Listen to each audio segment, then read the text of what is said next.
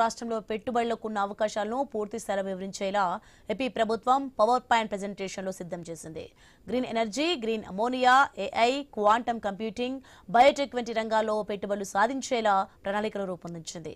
Tourism, hospitality, విద్య, వైద్యం వంటి రంగాల్లో పెట్టుబడులపైన కూటమి సర్కారు ఫోకస్ పెట్టనుంది.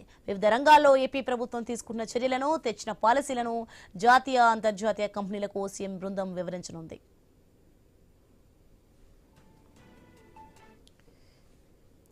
ఇక అమరావతిలో క్వాంటమ్ వ్యాలీని ఏర్పాటు చేస్తున్నామనే అంశాన్ని ఏపీ ప్రభుత్వం పారిశ్రామికవేత్తల దృష్టికి తీసుకెళ్లనుంది.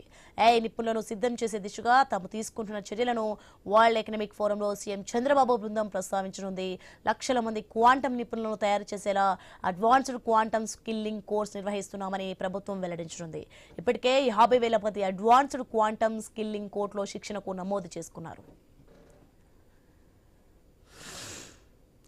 మరోవైపు Kakinada green ammonia, green hydrogen ఉత్పత్తి ప్లాంట్ గురించి ఏపీ ముఖ్యమంత్రి ప్రత్యేకంగా ప్రస్తావించనున్నారు. అలాగే గతేడాది ప్రపంచ ఆర్థిక సదస్సులో కుదుర్చుకున్న ఒప్పందాలు, జరిపిన సంప్రదింపుల్లో సుమారు 2.36 లక్షల కోట్ల మేర పెట్టుబడులను రాబట్టింది ఏపీ సర్కార్. 2025లో వరల్డ్ ఎకనామిక్ ఫోరం సదస్సులో జరిపిన 20 కంపెనీల నుంచి ఏపీకి పెట్టుబడులు వచ్చాయి. ఈసారి పర్యటనలో అంతకు మించి పెట్టుబడులు రాబట్టే దిశగా ప్రభుత్వం కసరత్తు చేస్తోంది. విశాఖలో నిర్వహించిన సిఐఐ సదస్సు వివరాలను పారిశ్రామికవేత్తలకు ఏపీ బృందం వివరించనుంది.